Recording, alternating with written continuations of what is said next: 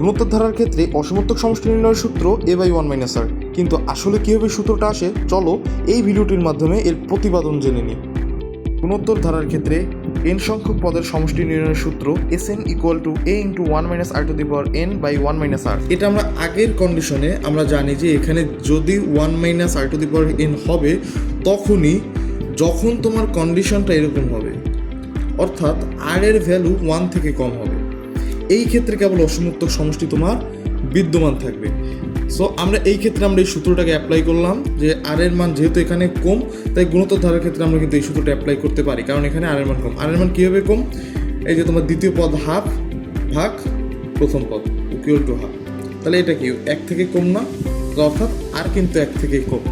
আচ্ছা, তাহলে আমরা অসমর্থক সমষ্টির সূত্র কিন্তু পেয়ে গেলাম যখন আর এর মান 1 থেকে ছোট। এখন মনে প্রশ্ন জাগতে পারে যে যদি আর এর মান 1 থেকে বড় হতো তাহলে আমরা কেন অসমর্থক সমষ্টি নির্ণয় করতে পারবো না?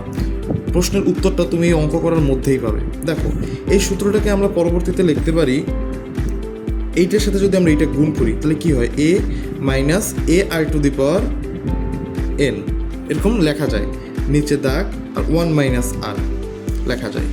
আচ্ছা, নেক্সটলি আমরা লিখতে পারি a/1 - r, আলাদা আলাদা করে যদি দেখি মাইনাস সাইন থাকবে ar⁴n আর নিচে 1 - r। এবার এইখানে হচ্ছে তোমার বেসিক, এখানে কি ভাইয়া, এখানে হচ্ছে তোমার বেসিক। দেখো, যেহেতু এখানে আর এর মান 1 থেকে ছোট, তার মানে আর এর মান কিন্তু 0 থেকে বড়, অবভিয়াসলি 0 থেকে বড়, অবভিয়াসলি কি 0 থেকে কিন্তু বড়। আচ্ছা, এটা বাদ দিই, আর এর মান 1 থেকে ছোট। এবার তুমি ধরো একটা মান নিলে 0.5 অথবা 0.8 অথবা 0.1, তুমি যাই নাও না কেন। আর তুমি যদি এন এর মান যদি তুমি একটা বসাও, ধরো আমি দিলাম 0.5, তুমি এন এর মান বসাও। এবার এন এর মান কত হবে, তাই না?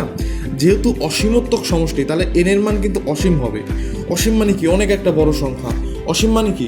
অনেক একটা বড় সংখ্যা। আমি একটা অনেক একটা বড় সংখ্যা নিই, ধরো 5500, আচ্ছা 55,000 নিলাম। এটা কি একটা অত্যন্ত বড় সংখ্যা।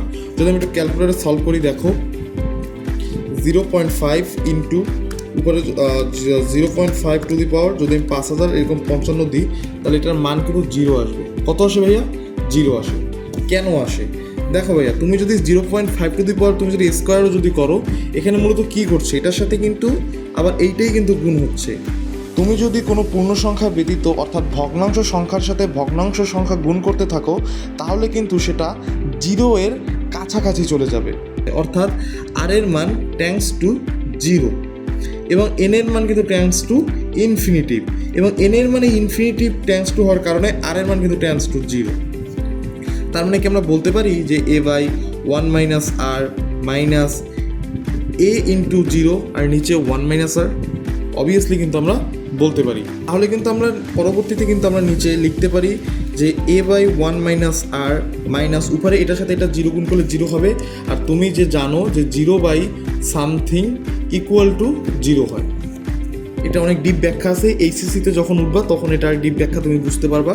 সো এখানে যে 0 হলো, তাহলে আমরা পেলাম কি a/1 - r। তাহলে এটাই কিন্তু তোমার মূলত এস ইনফিনিটিভ নির্ণয় সূত্র তখনই যখন আর এর পরম মান <1 হবে।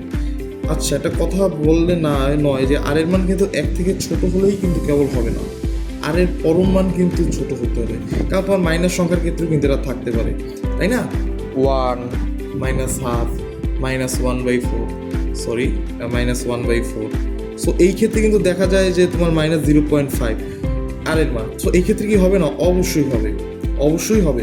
সো আমরা এই সূত্রের ক্ষেত্রে তখনই এটা প্রযোজ্য হবে তখন আর এর পরম মান তোমার <1। ঠিক আছে?